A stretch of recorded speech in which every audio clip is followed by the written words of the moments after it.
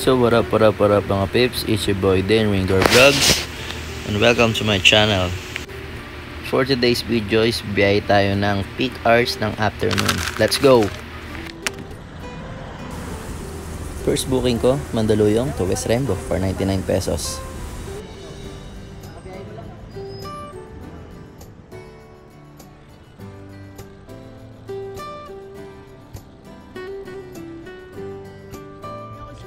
Habang papunta kami ng pasero ko sa drop point niya, nakasabay ko yung bread ko, si Macjo. Nagulat ako sa kanya. Nakita ko siya bigla. Salud sa'yo tol, ingat ka palagi sa biyahe mo.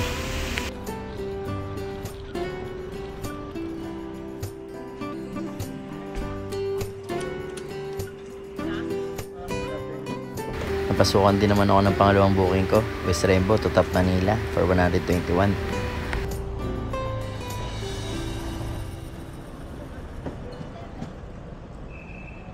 Medyo long ride yun.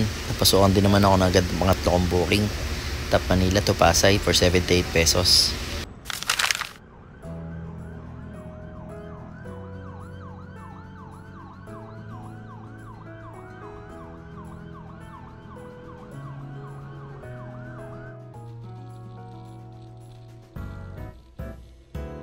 After ko madrop si sir, pasukan din ako pang apat kong booking, Pasay to Pasay lang.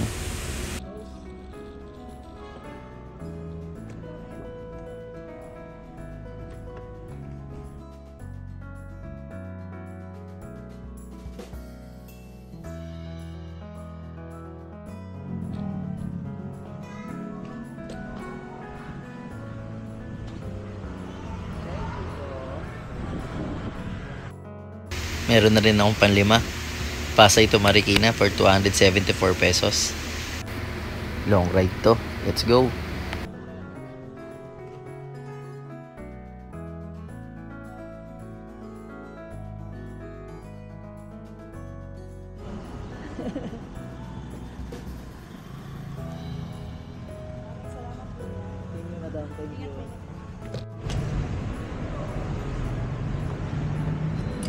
Pagka-drop ko ay ma'am, nagpahinga muna ako saglit. Inop ko muna yung auto accept. Medyo sumasakit na yung balakang ko. Ganun ba talaga pag tumatanda na?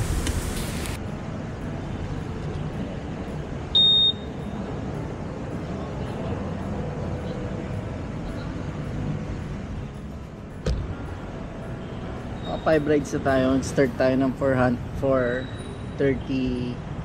Ganun mga 430. 8 na, 78 for 5 rides. Except destination na ako pababa sa Manila. Andito ako sa Marikina.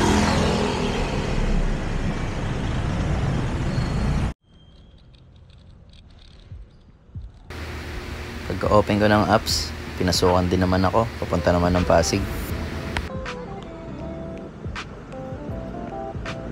Isang ma'am.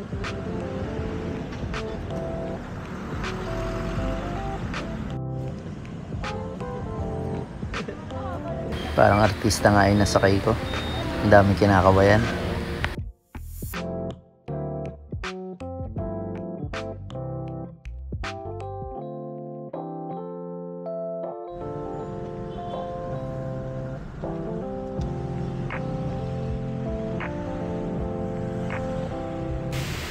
Pagka-drop ko nga rito kay madam sa Pasig, sa green list na ako pinasukan ulit ng booking.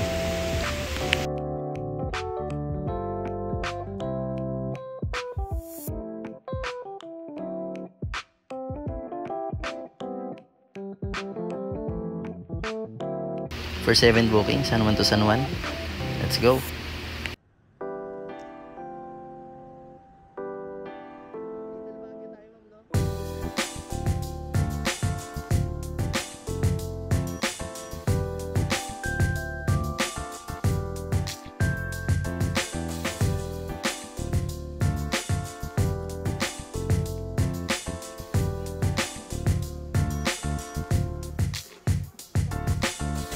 Then pagka-drop ko kay ma'am, nag-decide na ako umuwi.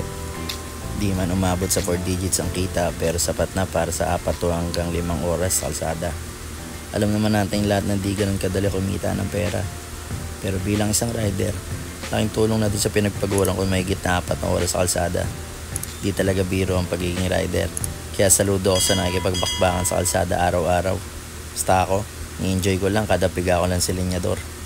Para na rin ang nag-i-stroll sa buong Metro Manila. Kaya hanggang dito na lang mga kapips. Mag-iingat kayo palagi. Ciao!